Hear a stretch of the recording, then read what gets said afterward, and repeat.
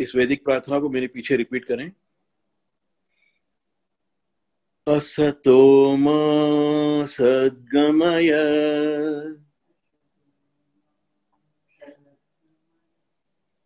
तमसो मा ज्योतिर्गमय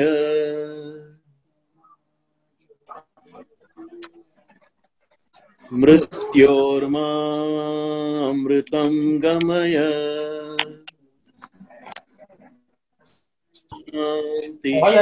आज का विषय है कोविड-19 impact on home, business and economy.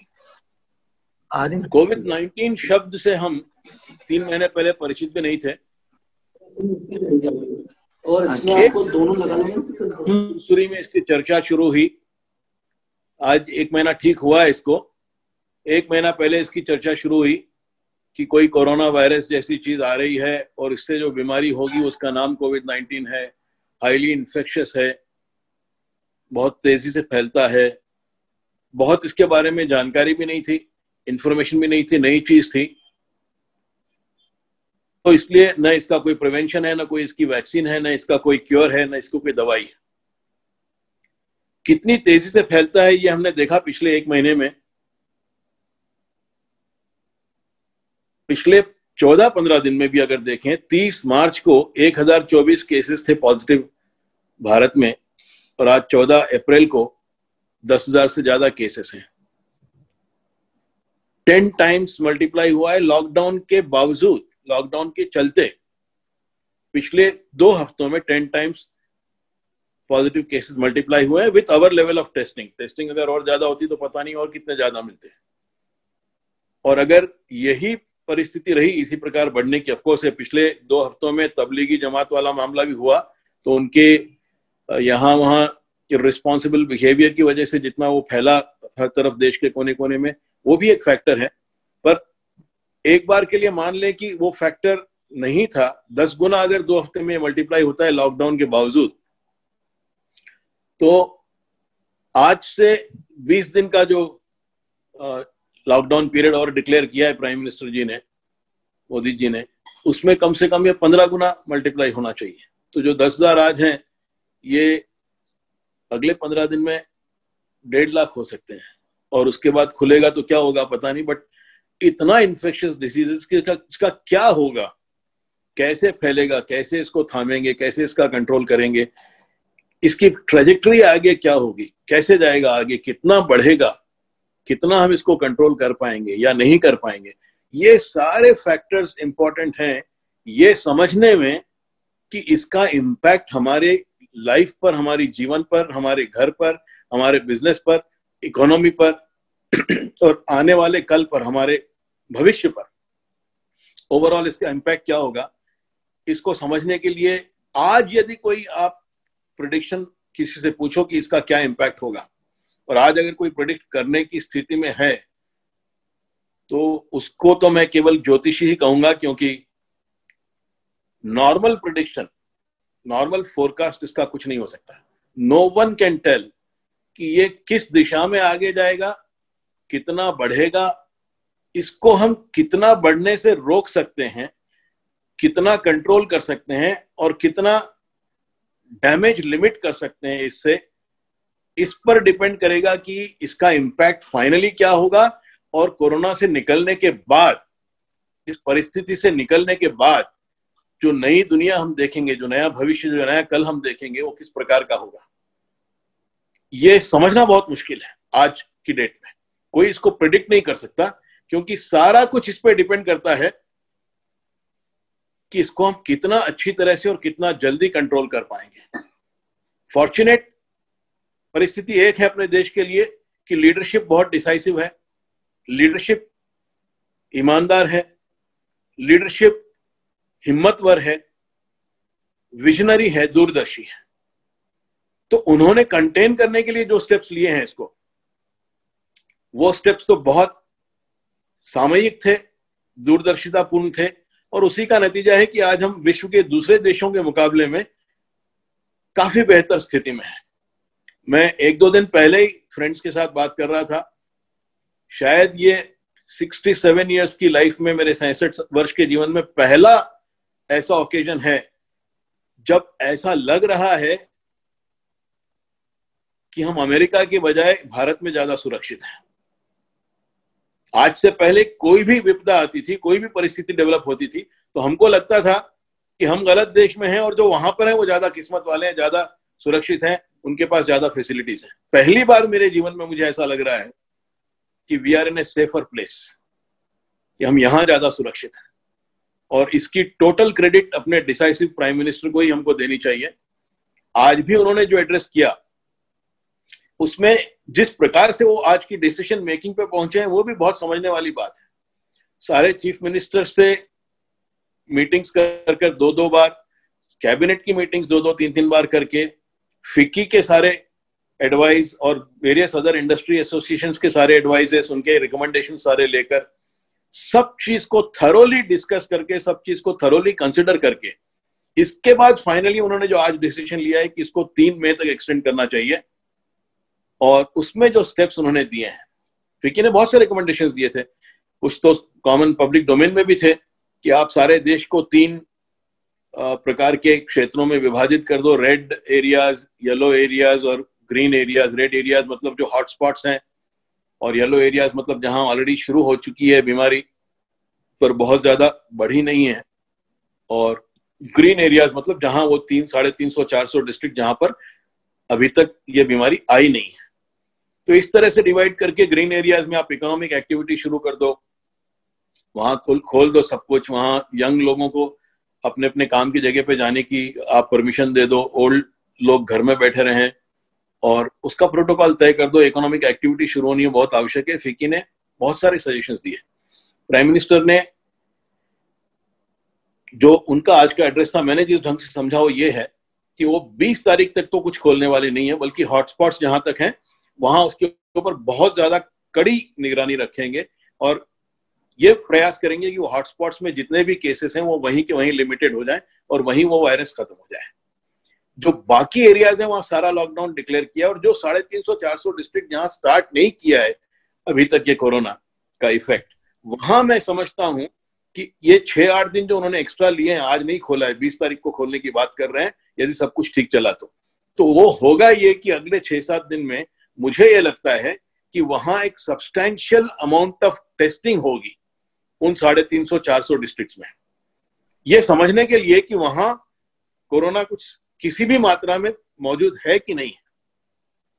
तो पर मिलियन वो कितने डिसाइड करेंगे, 200, 400, 500, मुझे पता नहीं, वहां जितनी जनसंख्या होगी उसका एक सिग्निफिकेंट परसेंटेज वो लेकर टेस्ट कर लेंगे अगले 6-7 दिन में, जिससे ये समझ में आ जाएगा कि वो 350 एरियाज, और रैंडम टेस्टिंग मतलब किसी को सिम्टम्स नहीं है, वहां बीमारी है नहीं, कोई सिम्टम्स लेके आया नहीं है हॉस्पिटल में, तो जनरल पब्लिक में एट रैंडम एसिम्टोमेटिक लोगों को वो टेस्ट करेंगे, जिससे उनको क्लैरिटी आ जाएगी कि इस डिस्ट्रिक्ट में कोरोना आया है कि नहीं आया है। और अगर नहीं है तो फिर उन डिस्ट्रिक्ट्स को वो सेपरेट आउट करके वहां पर कुछ इकोनॉमिक एक्टिविटी 20 तारीख से, उसके भी कुछ प्रोटोकॉल्स वगैरह शायद देंगे कि आपको किस ढंग से अपनी एक्टिविटीज चलानी है, कितनी सोशल डिस्टेंसिंग मेंटेन करनी है, सैनिटाइजेशन कैसे करना है, ट्रांसपोर्टेशन वहां कैसे होगा, वो सारी बातों का एक प्रोटोकॉल फिक्स करके सब कुछ बहुत अच्छी तरह से समझने के बाद ही वो आपको 20 तारीख से वहां पर कुछ कंट्रोल्ड रेगुलेशन के साथ कुछ ना कुछ इकोनॉमिक एक्टिविटी रिलीज हो सकती है। ये एक समझ में आई बात आज प्राइम मिनिस्टर के एड्रेस से।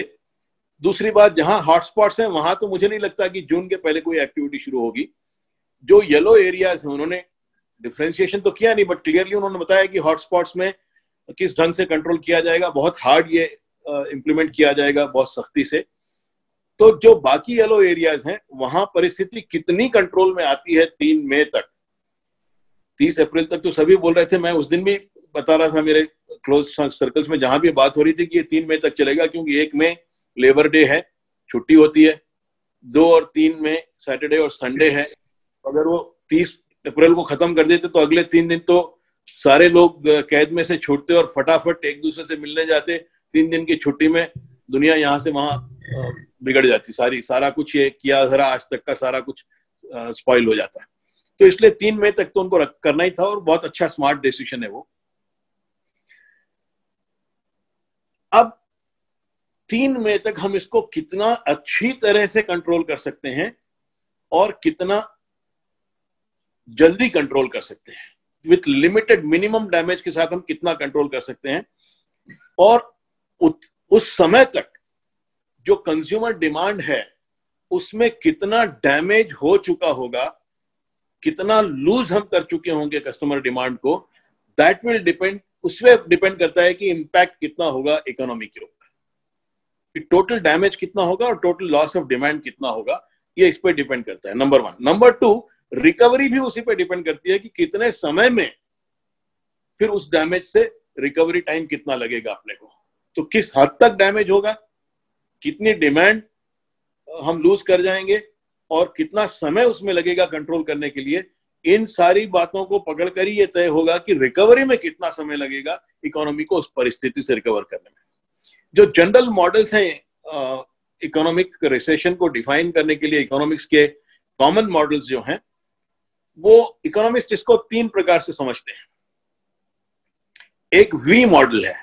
वी मॉडल मतलब डिमांड डैमेज हुई, इतना लॉस हुआ और फिर एकदम से उठ गया, मतलब डिमांड डैमेज हुई, इतनी डिमांड कम हो गई, इतना डैमेज हो गया और फिर एकदम से उठा, वहां ज्यादा देर डैमेज में ज्यादा समय नहीं लगा उसको उठाने के लिए, तो वी में डैमेज हुआ और इमीडिएटली लिफ्टिंग शुरू हो गई। तो ये इमीडिएट रिकवरी हो सकती है डिपेंडिंग ऑन डैमेज, अगर हम जल्दी कंट्रोल कर सकते हैं और लिमिटेड डैमेज होता है, ये बेस्ट केस सिनेरियो है कि जितना कम हम डैमेज होने देंगे उतना जल्दी रिकवरी पॉसिबल होगी। ये वी मॉडल ऑफ रिकवरी है, कोई भी रिसेशन के टाइम में या कोई भी इस प्रकार का सडन डैमेज आ जाए।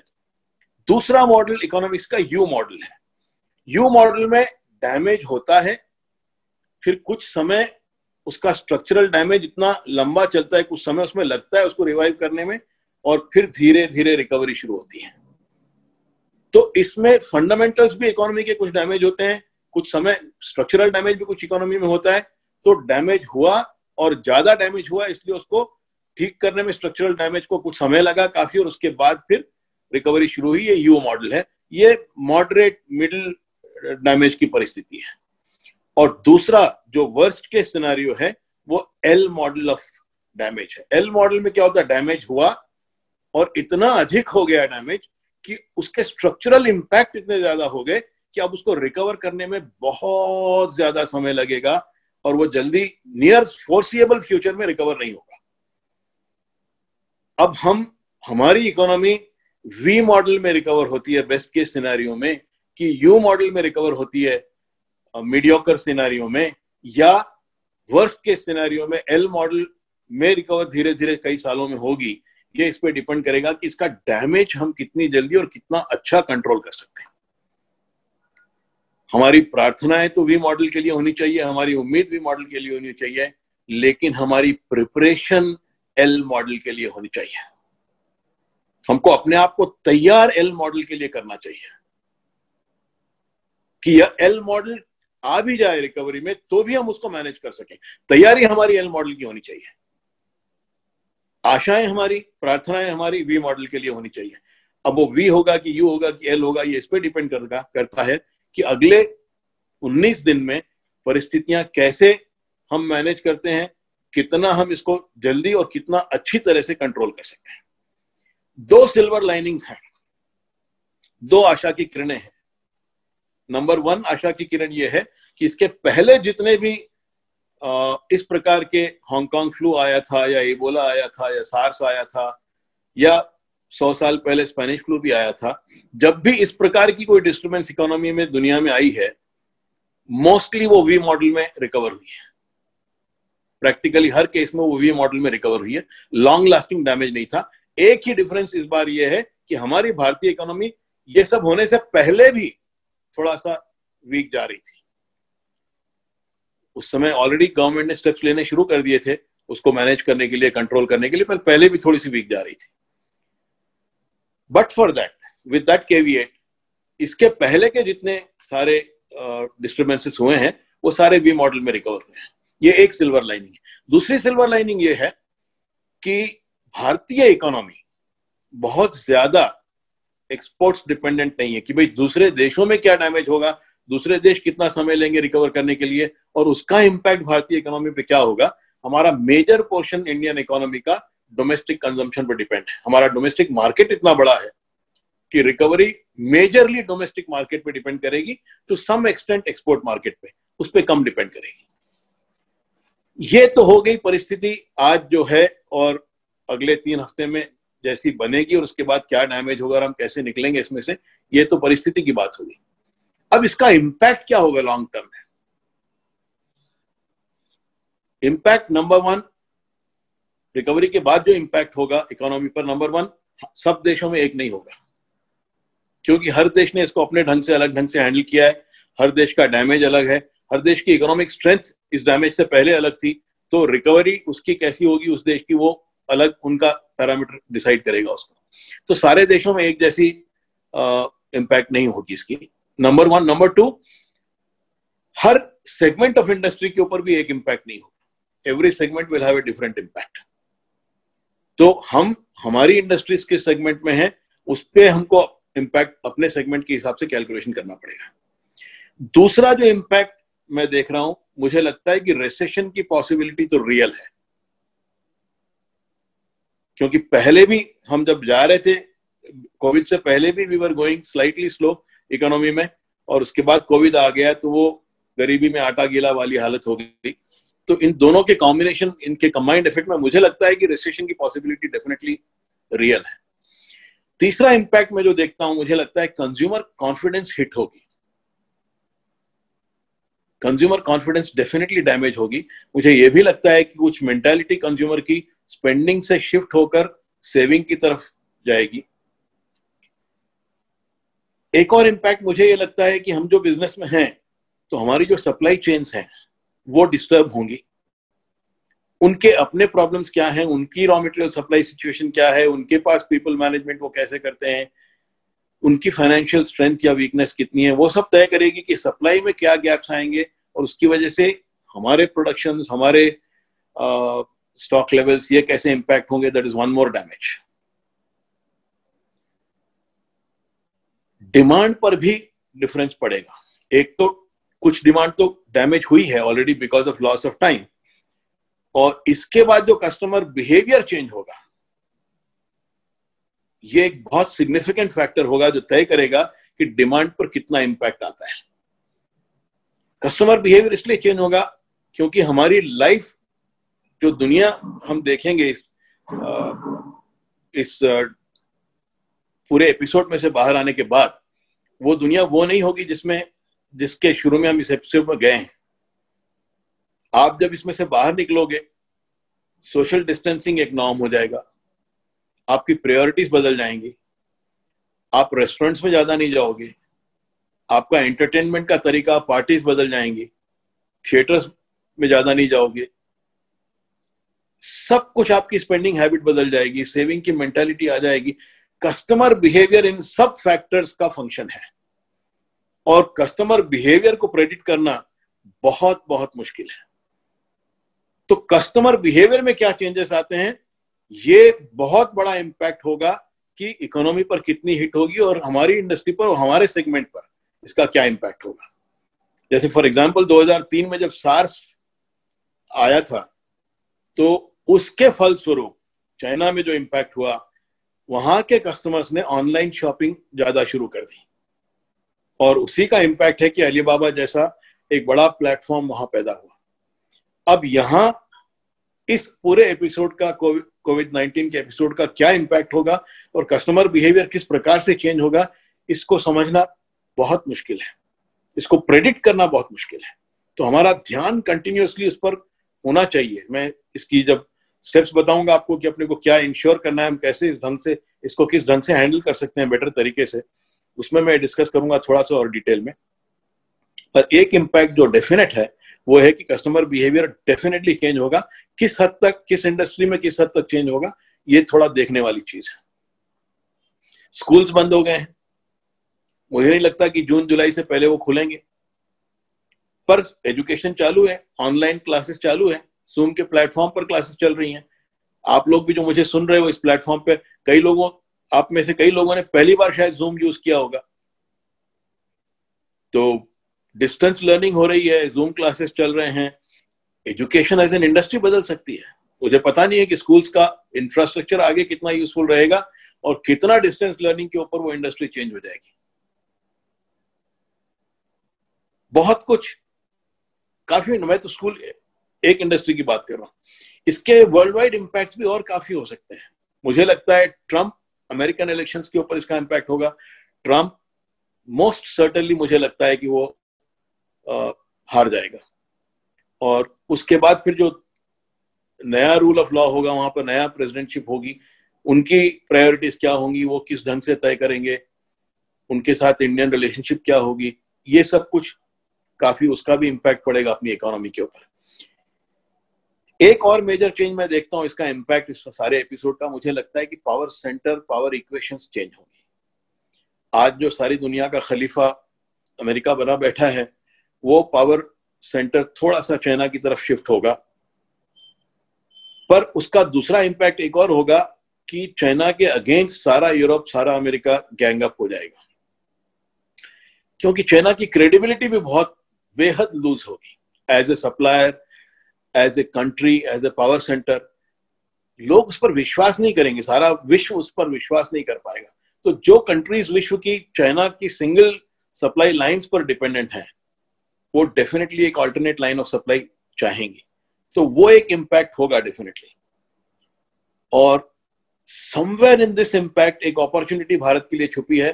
जापान ने परसों अनाउंस किया 3-4 दिन पहले कि $2 ट्रिलियन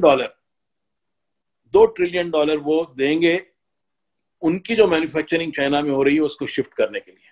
अब शिफ्ट करके वो कहां ले जाएंगे, इट्स एनीबॉडीज गेस। तो जो हमारे यहाँ पर मेक इन इंडिया में जितने ये कोविड-19 के एपिसोड से पहले जो सारे चेंजेस किए थे फिस्कल पॉलिसी में वगैरह में, उसका भी कुछ इम्पैक्ट होगा। और हो सकता है गवर्नमेंट उसको इस ढंग से हैंडल करे कि बहुत कुछ अपॉर्चुनिटीज इंडियन मैन्युफैक्चरर्स के लिए ओपन हो जाए, क्योंकि काफी वर्ल्ड की सप्लाई चेन यहाँ से ऑर्गेनाइज करने का दूसरे देश प्रयास करें, और उसमें बहुत कुछ अपॉर्चुनिटीज इंडियन ऑपरेशनर्स को मिल सकती हैं। तो ये एक थोड़ा सा फैक्टर है जो किस ढंग से प्ले करेगा, ये इस पर डिपेंड है कि चाइना का क्या होता है और उसको in general Indian government, Indian players कैसे हैंडल करते हैं। वैसे स्ट्रेंथ इंडिया की बहुत बढ़ रही है इंटरनेशनली, रेस्पेक्ट ज्यादा गेन कर रहे हैं। मोदी जी एक वर्ल्ड लीडर के, बहुत इफेक्टिव वर्ल्ड लीडर के रूप में उभर कर आए हैं, और फॉरेन पॉलिसी इतनी अच्छी है। तो यदि सही ढंग से इसको हैंडल किया जाए पॉलिटिकली गवर्नमेंट लेवल पर, तो मुझे लगता है कि बहुत सी मैन्युफैक्चरिंग इंडस्ट्री इंडिया में आ सकती है पोस्ट कोविड, और उसका इमीडिएट इम्पैक्ट इंडियन इकोनॉमी पर और यहाँ के बिजनेसेस पर, उनको एक और कई कस्टमर्स नए ऐसे खुल जाएंगे जो जिनकी सप्लाई चेन्स वो इंडिया से लेना चाहेंगे। तो ये एक और बहुत बड़ा इम्पैक्ट हो सकता है इस कोविड के होल थिंग का। तो अब ये परिस्थिति है, इसमें जब भी ये ठीक होगा तब हमारा फोकस क्या होना चाहिए और उसके लिए हमको किस ढंग से प्रिपेयर करना चाहिए। मेरी समझ में सारा प्रिपरेशन 3 वर्ड्स में आएगा, 3 वर्ड्स, और वो 3 वर्ड्स हैं सर्वाइवल, सर्वाइवल, सर्वाइवल। पहला survival is survival of our people. Survival of our people, जो घर में लोग हैं, जो हमारे बिजनेस से एसोसिएटेड हमारे एम्प्लॉइज हैं, हमारे कस्टमर्स हैं, हमारे सप्लायर्स हैं, ये जो सर्वाइवल है, दिस इज फर्स्ट कंसर्न, कि हम बचें, हमारे घर वाले बचें, हमारे लोग जो हमारे साथ पर्सनली प्रोफेशनली एसोसिएटेड है वो बचें। इनकी survival should be our first concern. Second survival, हमारे बिजनेसेस की सर्वाइवल। उस पर पूरा ध्यान होना चाहिए। तो लोगों की सर्वाइवल के लिए, उनकी सेफ्टी, उनके हेल्थ इश्यूज, उस पर जो जो भी करना हो हमको करना चाहिए। तो आपके जो एम्प्लॉयज हैं, आपके जो बिजनेस से एसोसिएटेड लोग हैं, टच में रहिए, उनसे हालचाल पूछते रहिए। ये जो 15-20 दिन का और लॉकडाउन बढ़ा है और इसके बाद भी जो अनिश्चितता की स्थिति है, तो इसमें कुछ एक दूसरे के साथ कोलैबोरेट करके, एक दूसरे के टच में रहकर, एक दूसरे के साथ बातचीत करते हुए हमको ये we will have to manage this situation. और लोगों की सर्वाइवल इंश्योर करना ये फर्स्ट प्रायोरिटी हमारी होनी चाहिए। हमारी अपनी खुद की सर्वाइवल, हमारे घर के लोगों की सर्वाइवल, बिजनेस से एसोसिएटेड लोगों की सर्वाइवल। दूसरा, survival of our businesses. Survival of our businesses, मुझे लगता है इसमें दो क्रिटिकल चीजें होंगी। एक तो जो गवर्नमेंट की पॉलिसी एमएसएमई के लिए आएगी, मुझे लगता है कि अगले 2-4 दिन में वो आनी ही चाहिए। बिफोर 20 तारीख को खुलने से पहले मुझे लगता है कि कोई ना कोई एमएसएमई की पैकेज गवर्नमेंट अनाउंस करेगी, भले वो इंटरेस्ट वेवर हो या लिक्विडिटी की अवेलेबिलिटी हो या कोई रिशेड्यूलमेंट्स हो, मॉरेटोरियम्स हो, पता नहीं वो क्या करेंगे। पर मुझे लगता है कि नेक्स्ट स्टेप, क्योंकि उन्होंने पिरामिड के सबसे नीचे जो डेली वेज अर्नर्स थे और जो बिलो पॉवर्टी लाइन थे, उनको तो टेक केयर कर ही लिया है, क्योंकि अगर वो उनको टेक केयर नहीं करते तो सारा केओस हो जाता पूरे देश में इस लॉकडाउन में।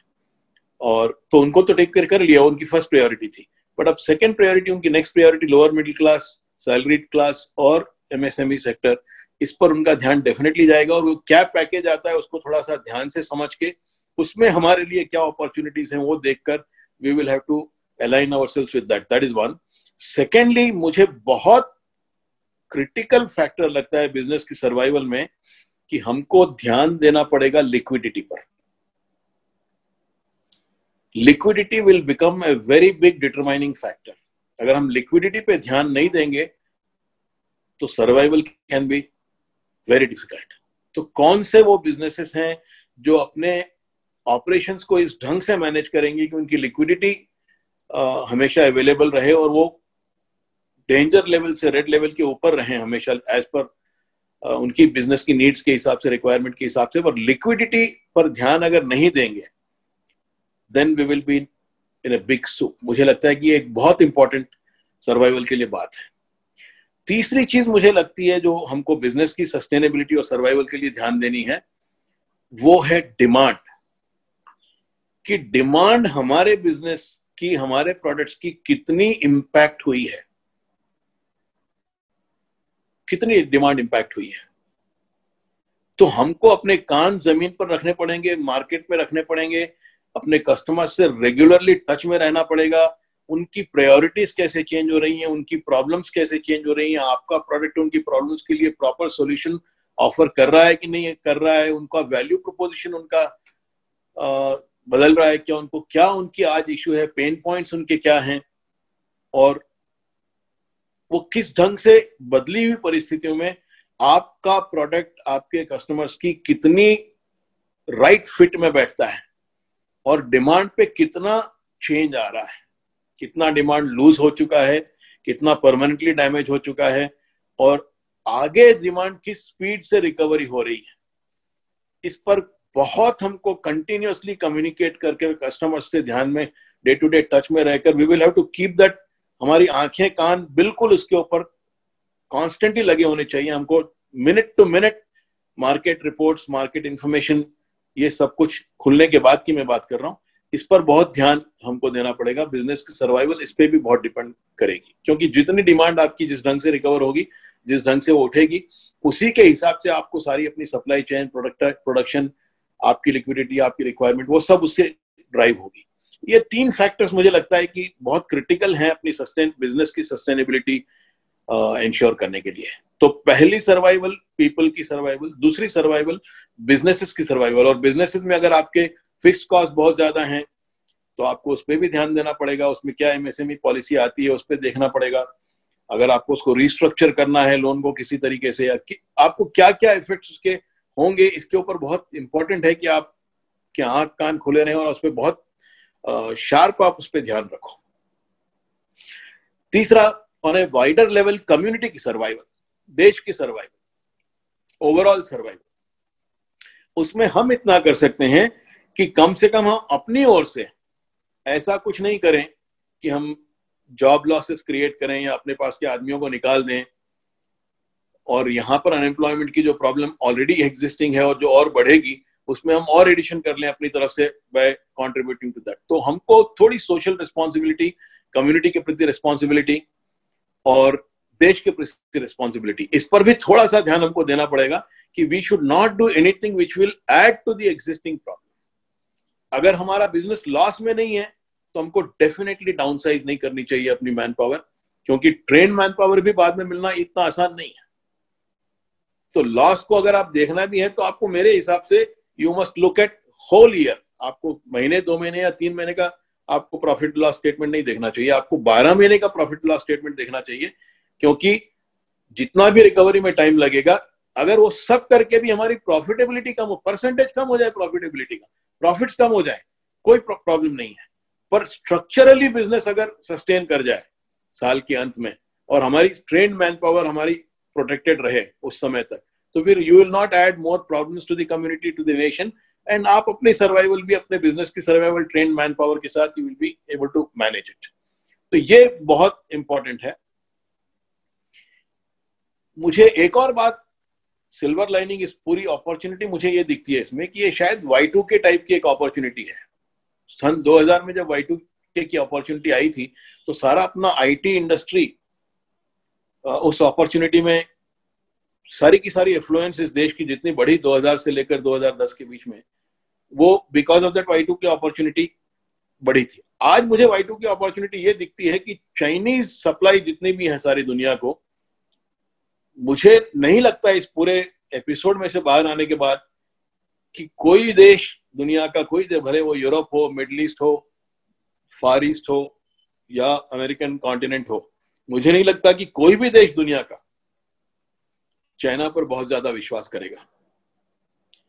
उनकी क्वालिटी तो वैसे भी क्वेश्चनेबल थी, बिजनेस एथिक्स भी क्वेश्चनेबल थे, पर ये जो सारा कोविड का एपिसोड हुआ है उसमें मुझे लगता है कि आज मजबूरी में भले लोग उनसे सप्लाई ले लें, बट लॉन्ग टर्म में सारे देशों की प्रायोरिटी ये होगी कि हम एक ऑल्टरनेट सप्लायर रखें, अपनी मैन्युफैक्चरिंग वहां से दूर रखें, और क्योंकि उनकी क्रेडिबिलिटी क्वेश्चन में है तो उसमें एक अपॉर्चुनिटी है। खास करके हेल्थ केयर इंफ्रास्ट्रक्चर इतना बढ़ रहा है यहाँ पर अपने पास IT इंडस्ट्री में, तो और भी कुछ सेगमेंट्स होंगे जो जहां पे चाइना से मैन्युफैक्चरिंग डेफिनेटली सप्लाई लाइंस यहाँ पर शिफ्ट होंगी। तो ये थोड़ी सी मुझे लगता है कि चाइना का जो डैमेज है, इमेज का डैमेज, सप्लाई लाइंस का डैमेज, वो इन सम वे उसमें कोई एक अपॉर्चुनिटी इंडियन मैन्युफैक्चरर्स के लिए छुपी हुई है। हमारा लेबर चीप है, हम रिलायबल हैं, एथिकल हैं, हमारी लीडरशिप रेस्पेक्टेड है, policies, business policies long term के लिए अच्छी हैं। इन सारी बातों को देख के मुझे लगता है कि somewhere there is a definite opportunity for Indian business. अब इसका पूरा एडवांटेज लेने के लिए और अपने आप को ढंग से सस्टेन करने के लिए बहुत इंपॉर्टेंट है कि हम एज ए बिजनेस लीडर, हमारी लीडरशिप जरूर टेस्ट होगी, तो हम एज ए बिजनेस लीडर अपना एटीट्यूड बिल्कुल पॉजिटिव रखें। हम इस सारी डिफिकल्टी में, इस सारी मुश्किल में, कल भी मैंने अपने स्पीच में कहा था कि पॉजिटिव एटीट्यूड होना बहुत जरूरी है। एज ए बिजनेस लीडर आपका पॉजिटिव एटीट्यूड आज से ज्यादा कभी इसकी रिक्वायरमेंट नहीं रही होगी। एंड पॉजिटिव एटीट्यूड की वन लाइन डेफिनेशन है फाइंडिंग अपॉर्चुनिटी इन डिफिकल्टी। तो ये जो मैंने कल होमवर्क भी यही दिया था आपको परसों कि ये जो मुश्किल है, आज की जो परिस्थिति है, इसमें, इस कठिनाई में आपके लिए अवसर क्या है, हम क्या कर सकते हैं अपने आप को प्रिपेयर करने के लिए कि हम इस डिफिकल्टी में अपने लिए अपॉर्चुनिटी खोजें और उस अपॉर्चुनिटी को हम कितना मैक्सिमाइज कर सकते हैं, कितना उसमें एनकैश कर सकते हैं अपॉर्चुनिटी को, इसके ऊपर हमारा ध्यान होना बहुत जरूरी है। बहुत ही इंपॉर्टेंट है आने वाले समय में, जब भी ये नॉर्मल से रिस्टोर होगी किसी भी हद तक, किसी भी लिमिट तक, तो आने वाले समय में सबसे ज्यादा जो क्वेश्चन में आएगी आपकी बात, आपकी क्वालिटी, वो आपकी डिसीजन मेकिंग होगी कि आप परिस्थिति का आकलन कितना सही करते हैं, particularly related to your business, और उस आकलन के बाद उस किस परिस्थिति में आप क्या डिसीजन लेते हो। तो टेस्ट ऑफ लीडरशिप में ये बहुत ज्यादा आपकी लीडरशिप टेस्ट होगी, आपकी डिसीजन मेकिंग टेस्ट होगी। तो बहुत इंपॉर्टेंट है कि आप अपने टीम के साथ कम्युनिकेट करते रहें, अपने एम्प्लॉयज के साथ रेगुलर टच में रहें। मुझे व्हाट्सएप पे पिछले 3 हफ्तों में कम से कम 15-20 मैसेजेस आए फ्रेंड्स के, जो मैसेज पूछता है आपसे कि मुझे आपकी चिंता है, आपके बारे में सोच रहा था, और मेरे जीवन में आपका बहुत महत्वपूर्ण स्थान है, मैं चाहता हूं कि आप सेफ रहें, तो इसके लिए प्रेयर भी है मेरी, और मैं आपसे ये पूछने के लिए मैंने आपको ये मैसेज दिया है। बहुत अच्छे मैसेजेस हैं ये। मेरा एक प्रश्न है आपसे कि आप लोगों में से कितने लोगों ने ऐसे मैसेज अपने एम्प्लॉयज को दिए हैं?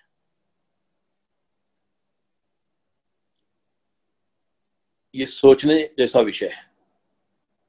क्या आपने अपने एम्प्लॉयज को ऐसा मैसेज दिया है कि मैं आपके बारे में सोच रहा हूं, मुझे आपकी चिंता है, आपकी वेलबींग के बारे में मैं चिंतित हूं, मैं किसी लेवल पर आपकी कोई सहायता कर सकता हूं?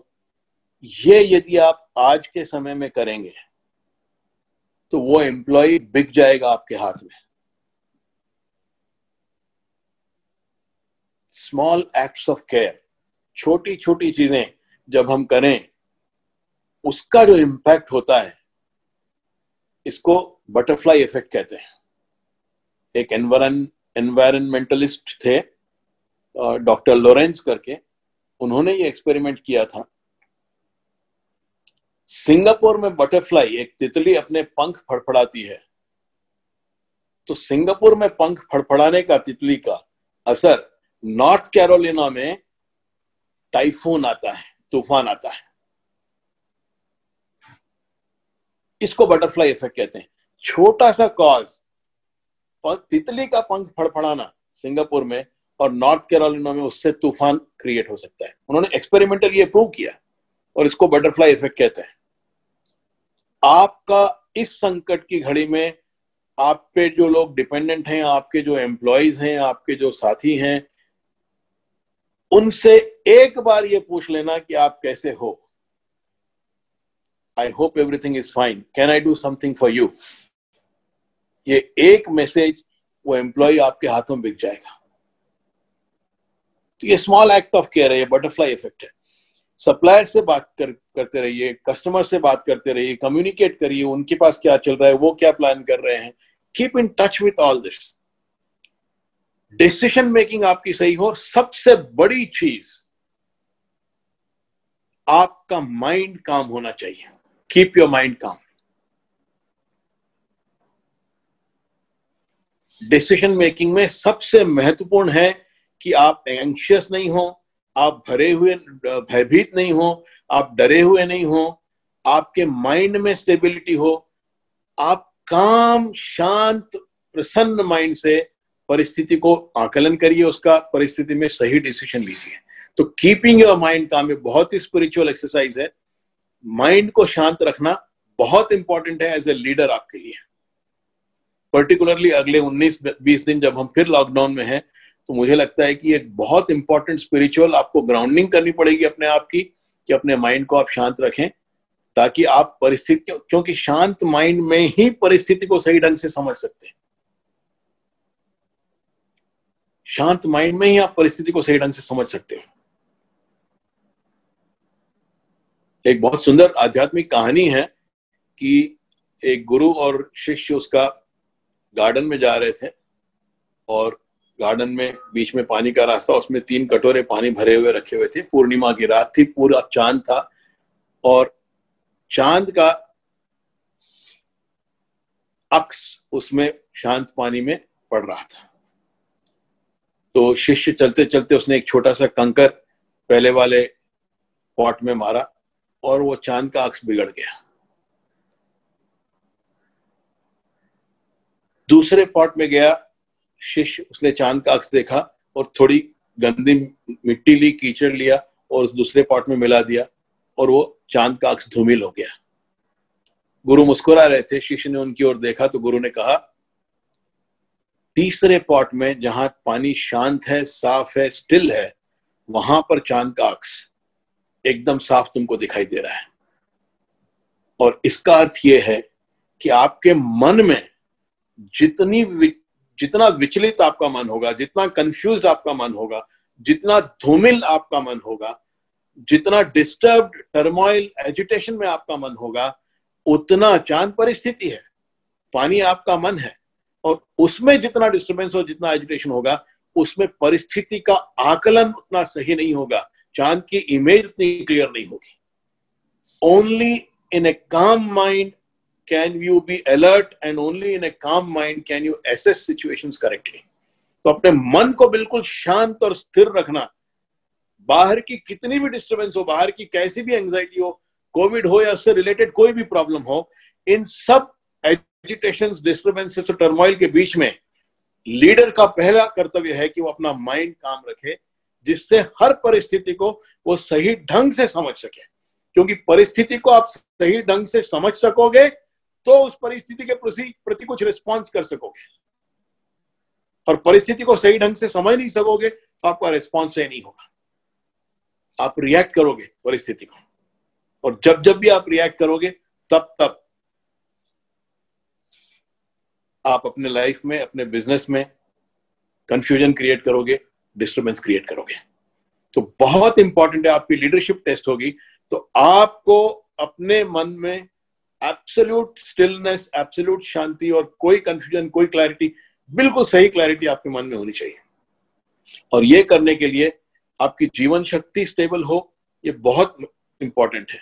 तो आध्यात्म में एक एक्सरसाइज है, इसको करने के लिए मैं स्ट्रांगली रिकमेंड करता हूं कि आप ये एक्सरसाइज करिए। आपके शरीर में 7 एनर्जी पंप्स हैं जो आपकी जीवन शक्ति को हैंडल करते हैं। 7 चक्र हैं, आध्यात्म में 7 चक्र कहते हैं इनको। स्पाइनल कॉर्ड के एंड से, नीचे से लेकर जहां जानवरों की दुम होती है, वहां से लेकर सर के टॉप तक 7 एनर्जी पंप्स हैं। और ये एनर्जी पंप्स अगर बैलेंस में नहीं है, ये ब्लॉक्ड अगर हैं, या कंफ्यूजन में है, या ओवर एक्टिव है, या अंडर एक्टिव है, तो इन 7 एनर्जी पंप्स का आपकी सोच पर, आपके माइंड के कंफ्यूजन पर, आपकी माइंड की स्टिलनेस पर बहुत बुरा असर पड़ता है। आपकी डिसीजन मेकिंग डिस्टर्ब हो जाती है, आपकी clarity of mind, stillness of mind disturb हो जाती है। तो इन 7 चक्रों को बैलेंस करके रखना एज ए लीडर हमारे लिए बहुत बहुत इंपॉर्टेंट है। मैं अभी आपको 2 लिंक्स भेजूंगा इस विषय पर, सारा डिटेल में समझाने के लिए यहाँ पर समय नहीं है मेरे पास, तो मैं आपको 2 लिंक्स भेजूंगा। उसमें पार्ट 1 में सारा एक्सप्लेनेशन मैंने दिया है कि इन 7 चक्रों का क्या महत्व है अपने मन को शांत रखने में, और ये किस प्रकार से आपके माइंड को विचलित कर सकते हैं और डिस्टर्ब कर सकते हैं। ये पूरा एक्सप्लेनेशन मैंने पहले पार्ट में दिया है। और सेकेंड पार्ट में इसका एक मैंने 21 सांसों का प्राणायाम दिया है, 21 ब्रेथ्स, हर चक्र पर 3-3 सांस लेकर उस चक्र को सही बैलेंस में कैसे मेंटेन करना है। ये सारा का सारा एक्सरसाइज मैं समझता हूँ 10 से 12 मिनट में आप प्रतिदिन कर सकते हो। तो पार्ट 1 में सारा एक्सप्लेनेशन दिया है, और पार्ट 2 में मैंने इसका आपको एक्चुअल प्रैक्टिस मैंने समझाई है कि किस ढंग से प्रैक्टिस करना है। 7 चक्रों के मंत्र हैं, उनकी फीलिंग्स हैं, उनके रंग है, उसका अलग अलग फंक्शनल आपके लाइफ में ऑपरेशन है, और आपकी माइंड पर उसका एक अलग इम्पैक्ट है। तो इसको सही बैलेंस में रखना, ये छोटा सा स्पिरिचुअल एक्सरसाइज आपको, आपके माइंड को काम रखेगा, स्टिल रखेगा, अलर्ट रखेगा। आप हर परिस्थिति को सही ढंग से हैंडल कर सकोगे, उसका आकलन सही कर सकोगे, और उसको हैंडल भी कर सकोगे। तो मेरी टीम अभी ये दोनों लिंक्स आपको शेयर करेंगी, और इससे आप अपने आप को स्थिर रखो। और फिर मैंने जो जो आपसे डिस्कस किया, इस सब पर विचार करो। 3 मंत्र हैं, 3 शब्द हैं, survival, survival, survival. Survival of our people, survival of our business, and survival of the community and the country at large. Thank you very much. God bless you. इस मुश्किल में आपके लिए क्या अपॉर्चुनिटी है, इस कठिनाई में आपके लिए क्या अवसर है, इस पर बहुत शांत मन से विचार करिए। और कई अवसर आपको मिलेंगे अपने आप को प्रिपेयर करने के लिए, नई पुस्तकें पढ़ने के लिए, हेल्थ पर ध्यान देने के लिए, माइंड को स्टेबल रखने के लिए, अपने बिजनेस की प्रेजेंट सिचुएशन में क्या नई अपॉर्चुनिटी आप ढूंढ सकते हो वो देखने के लिए। ये सारी बातें आप करिए, और इस लॉकडाउन का आप उपयोग करिए अपने आप को प्रिपेयर करने के लिए कि जब भी वो वी कर्व हो, कि यू कर्व हो, कि एल कर्व हो, हम प्रिपेयर एल कर्व के लिए करेंगे, और आशा और प्रार्थना वी कर्व की करेंगे। ये अगर आपका फोकस होगा तो आप इस परिस्थिति में से you will come out victorious. परिस्थिति पर हमारा वश नहीं है, पर इस परिस्थिति में हम कैसे रिस्पॉन्ड करते हैं, अपने आप को कैसे प्रिपेयर करते हैं और हम इन सारे चेंजेस के साथ कैसे अलाइन करते हैं, इसके ऊपर आप ध्यान दोगे, we will come out much much more powerful from this situation. Thank you very much. God bless you. नमस्कार।